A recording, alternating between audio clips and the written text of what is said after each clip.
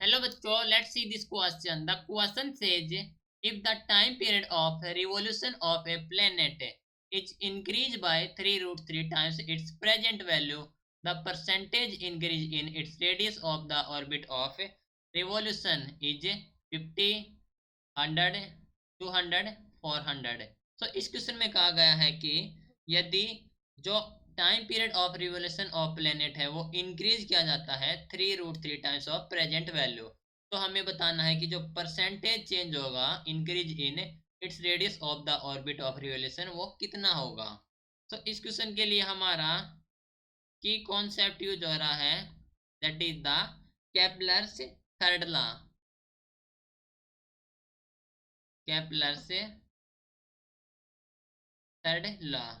And according to the Kepler's third law, जो square of time period होता है that is directly proportional to the radius of the semi axis.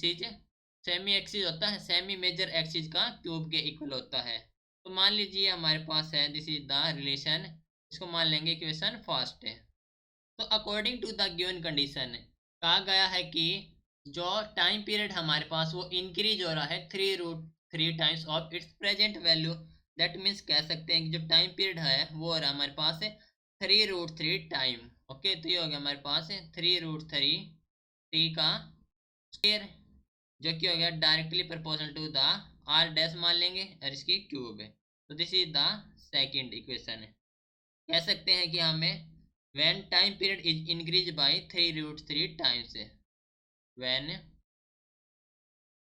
time period is increased by 3 √3 times. ठीक है, तो time period को हमने increase कर दिया.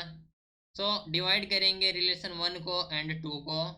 So divide 1 and 2.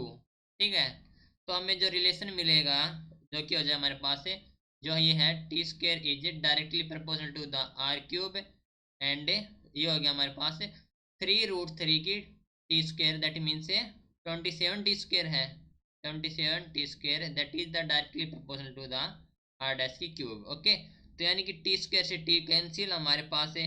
तो ये हमारे पास जो रिलेशन आ गया दैट इज गिवन एज जो आर डैश है, आर डैश है, ये हो गया हमारे पास 3 × R. ओके, जो हमारे पास रिलेशन आ गया आर डैश का, यानी कि टी स्क्र से टी स्क्र कैंसिल है और आर की क्यूब है और आर डैश की क्यूब है, तो क्यूब को रिमूव किया तो 27 का हमारे हो जाएगा 3. तो जो आर डैश आ गया वो हो गया हमारे पास 3R. Now percent increase in radius calculate करेंगे. परसेंट इंक्रीज इन रेडियस, ठीक है, तो ये हो जाएगा हमारे पास आर डैश से 3R, तो ये हो गया हमारे पास 3R minus original R upon original. Okay, R है इंटू हो जाएगा परसेंटेज के लिए 100. ओके, दैट मीन्स हम कह सकते हैं कि हो गया हमारे पास 200% है. तो हमारे पास जो इंक्रीज हो गया हमारे पास percentage increase in its radius वो हो गया हमारे पास 200% है. ओके, ऑप्शन सेलेक्ट करेंगे तो ऑप्शन होगा C, that is the 200. Okay, this is your final answer. Hope you understood it well. Best of luck.